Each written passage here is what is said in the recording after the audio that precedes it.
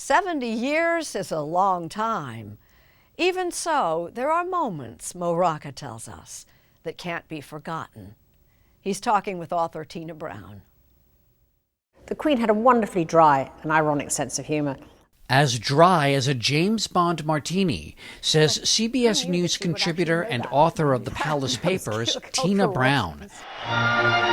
During the opening ceremonies of the 2012 Olympics in London, Her Majesty stole the show opposite Daniel Craig's 007. Good evening, Mr. Bond. Her whole family were kept out of the secret and were astonished when they saw the Queen, as it seemed, descending from a parachute over the stadium. And Prince William and Harry were heard to shout, "Go, Granny, go!" Yeah, and I think you wrote that she actually said, I think I should have a line in this. That's exactly right. No, she really got into it. The Queen was a great performer, is the truth, by that time. She was a natural. She spent all her life on stage, and she obviously thoroughly enjoyed thespian moments.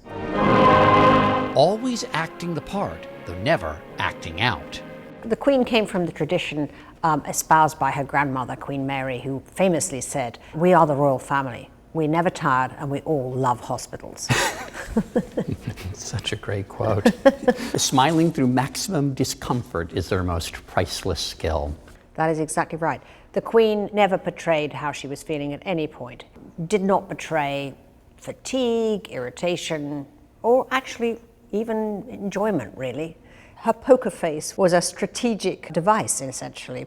You know, I'm wondering, for someone who never gave an interview, who never really expressed a political opinion, why do so many of us feel close to her? The Queen's mystique was really created by the fact that we never knew what she thought about anything.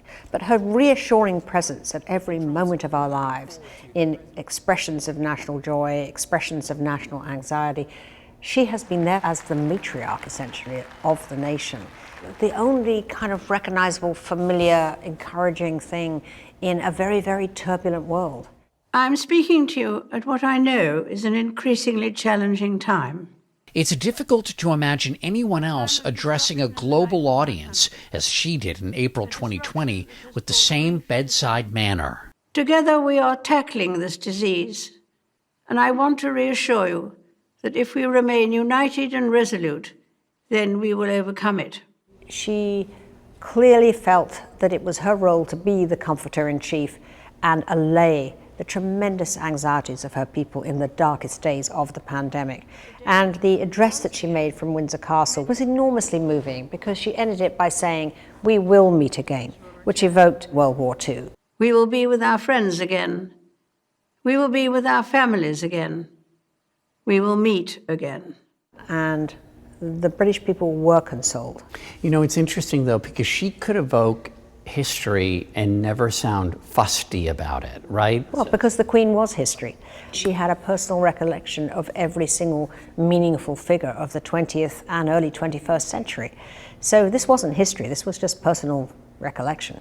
While she seemed unflappable to the public, at home, her concerns could be refreshingly relatable. I talked to a woman who had been a girlfriend of Prince Charles, who was at Windsor Castle one weekend, and the Queen apparently was extremely flustered about being overcharged on her heating bill. And this was a person who still, would walk through the castle at night, turning off the lights if she thought that they had been left on rather wantonly. She was known to return lemon slices back on the tea tray if they hadn't been used. Where do you think the frugality came from? The Queen's frugality was part of the ethic of World War II and its rationing. She was always very, very careful when it came to spending, as was Prince Philip, who once sent a 45-year-old pair of trousers to be tailored because he felt there was still use there for him. When it came to matters of state, she almost always got it right. In 2011, she became the first British monarch to visit Ireland since the country's independence from Great Britain. She was going there to show the pageantry of détente, and she spoke what became iconic words at the state banquet when she spoke of the need for reconciliation and said, "We must bow to the past, but not be bound by it."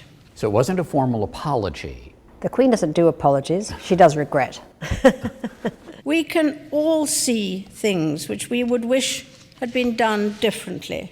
David Cameron, the Prime Minister at the time, said every one of her well-chosen words healed a wound of history. To use a modern expression she might not have, Elizabeth II understood the assignment. Her longevity gave her a remarkable perspective, but she always took the long view. And in fact, even as a very young girl, her serious-mindedness was noted by everybody. The monarchy was incredibly lucky that it is she who inherited the throne, because temperamentally, she actually was in tune with the job at hand.